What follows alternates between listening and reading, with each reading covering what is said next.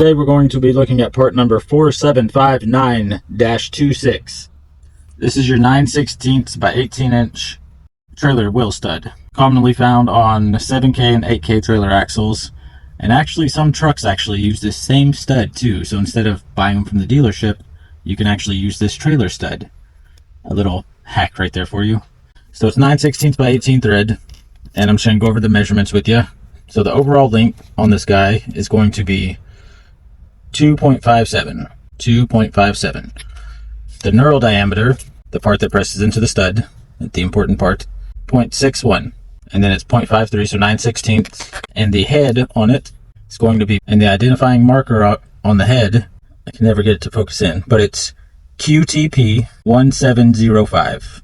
QTP 1705. You can get these at trailerpartsunlimited.com or give us a call at 844-898-8687, or just stop by our distribution center here in Huntsville, Texas, and we'd love to help you out. Thanks for watching.